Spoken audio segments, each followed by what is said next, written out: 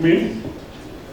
So I recently became a father. I have a 6-month-old daughter now, and I mean, to me, this question is, if you ask this question to me about my daughter, it would not make sense.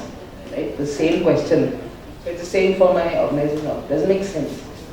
You can't ask me a question that, I mean, if you have another child, will you not? Never want to have. Oh, great. That was very interesting. Some questions from the audience? You have lots of questions from the audience. We'll take a few of them.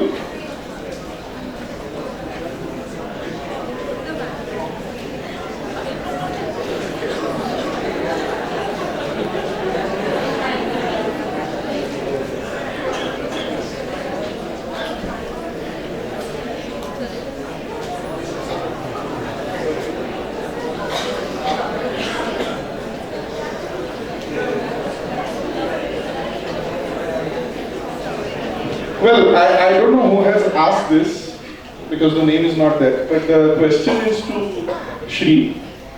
Interviewer's favorite question to us is where you see yourself after 5 years. And actually, Bharambe sir had said that you actually don't know. So what is the right answer to give according to you?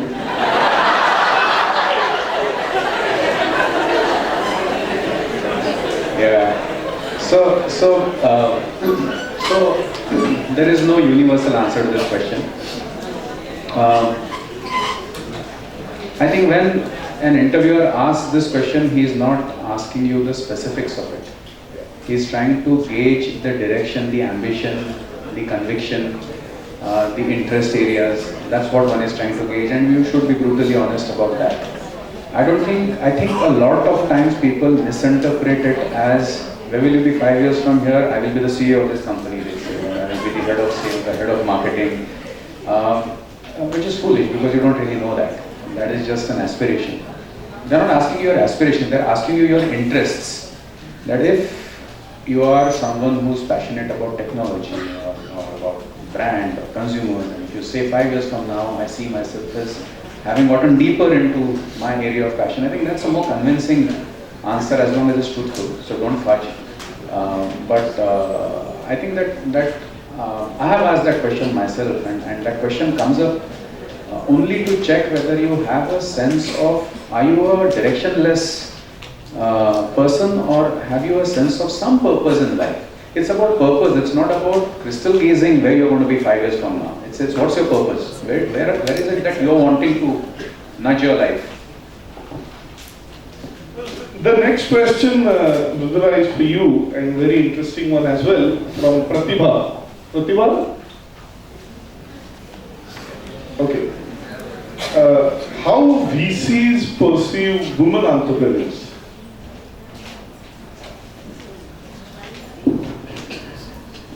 I would enlarge that question a little bit, because it's not just VCs. How would you connect you being a woman and generally women with entrepreneurship?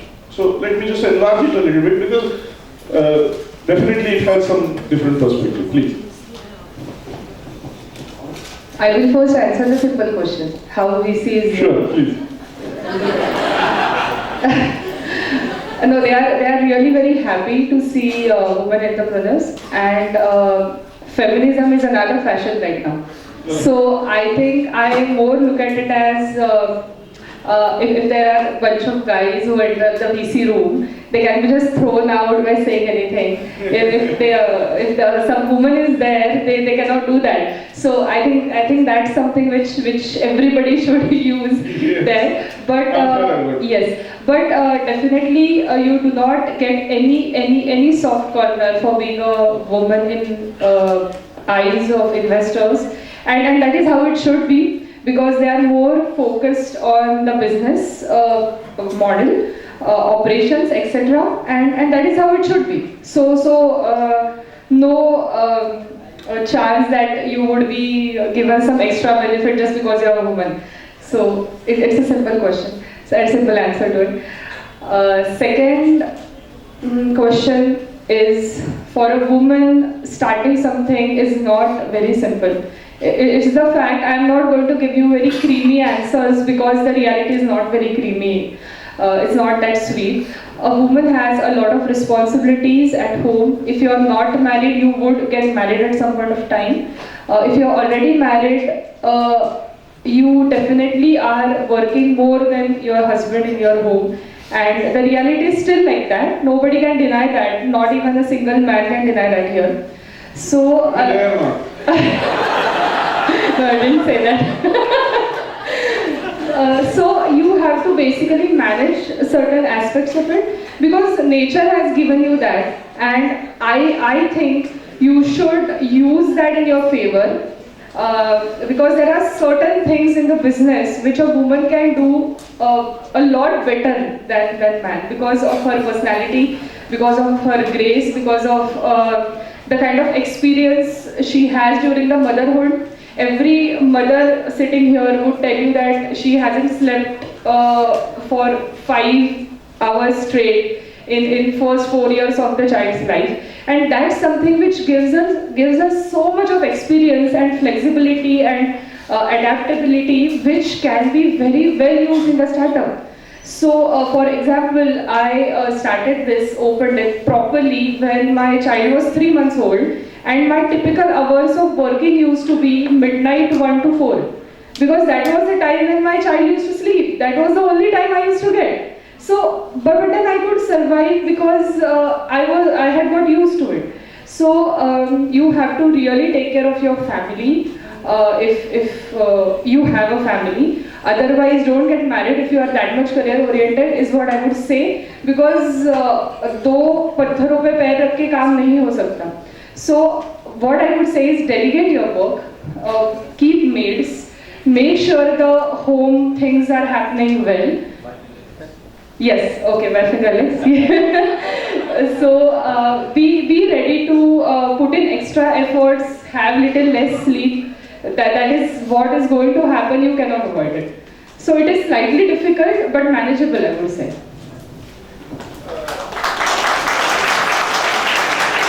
Simranjit had asked this question, a part of his question I would like to ask you, Mihir. Will serving niche segment give better success to business venture? To an extent, Shri had mentioned it, so... Yeah.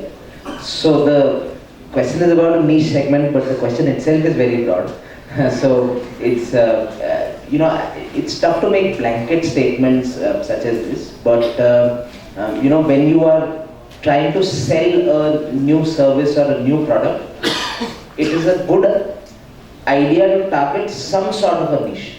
For example, it could be a geographical niche, so it could be starting in one city, like what OpenTech is doing in Bombay. So there could be there is a value to starting out in a niche because it allows you to do many things which otherwise you can't do at the broad level. So for example, referenceable customers. So if you start out in a particular geographical area, there are referenceable customers. I will see this happening at my neighbor's place, so suddenly I get a reference, so I will also try it. It could be easier operations. So there's a bunch of reasons why geographical niches are fine. We started out in a particular service niche. So you were catering to the broad market, but we were offering only a niche service that helped us in ensuring that our operations were on track, ensuring delivery was good, etc.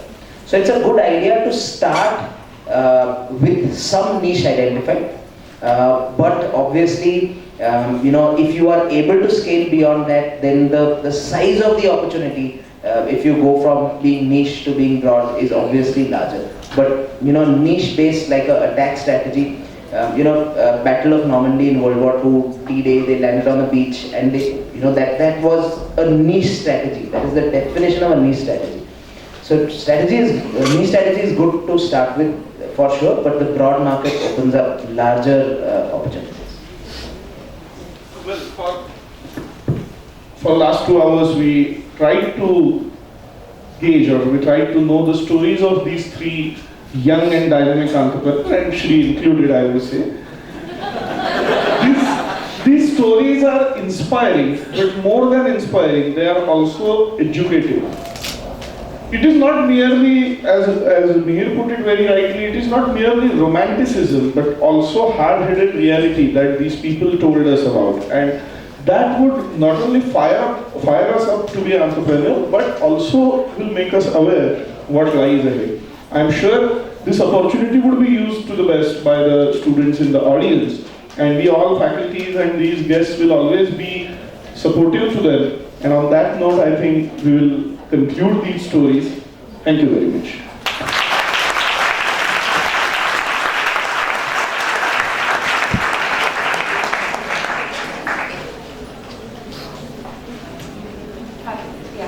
I would just like to give a vote of thanks.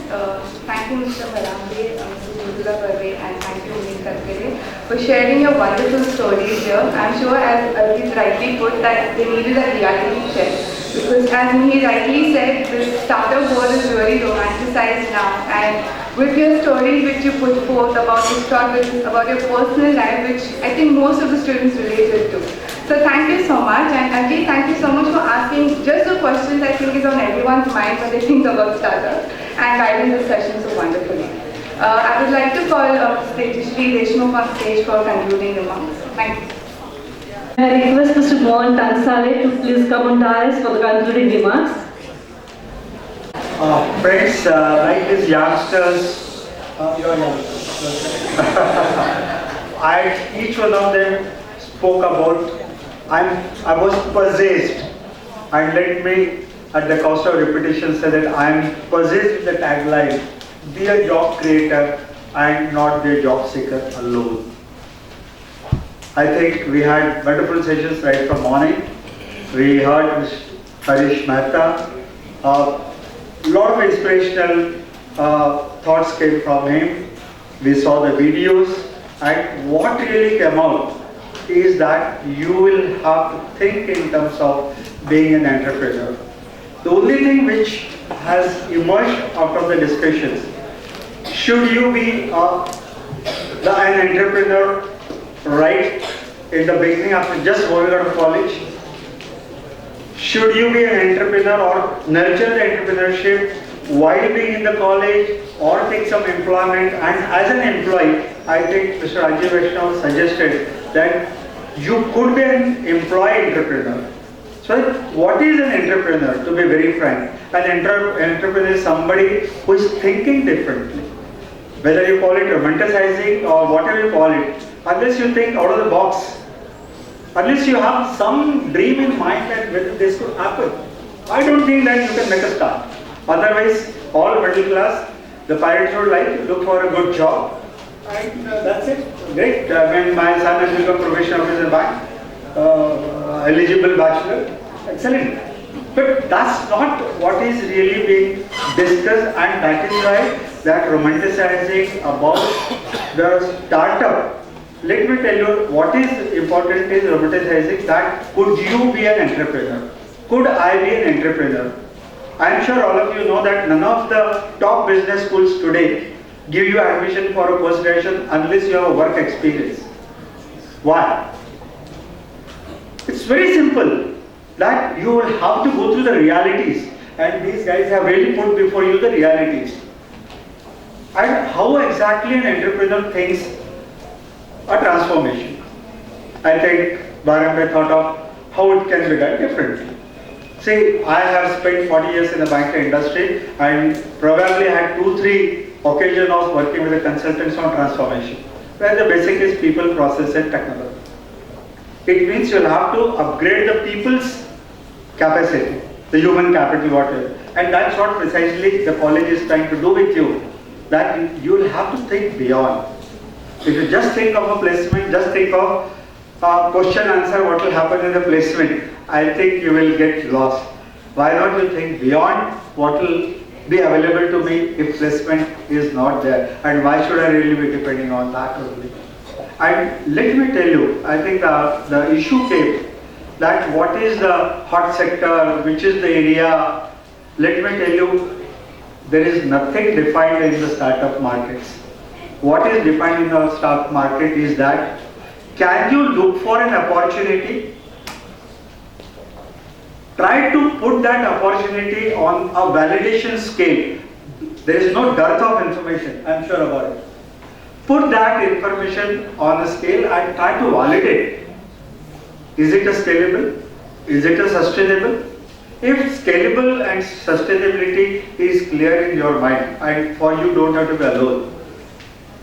I think since morning we have been talking about networking, we are talking about team, as you rightly said, we talked about the workplaces, incubation centers, collaboration, so on and so forth. So, but your own IP has to be there, your own thought has to be there. I think all three of had their own original thoughts, am I right?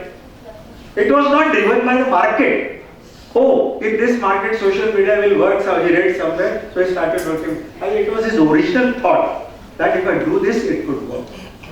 Am I correct? So what an entrepreneur or what a startup is supposed to have, an original thought, and that is why it is called intellectual property.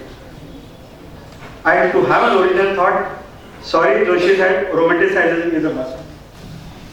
Without romanticizing, you just can't have out-of-the-box thoughts. Then you will have like a filmy hero-heroine romanticizing. I think you have to really go beyond that. And let me tell you that as I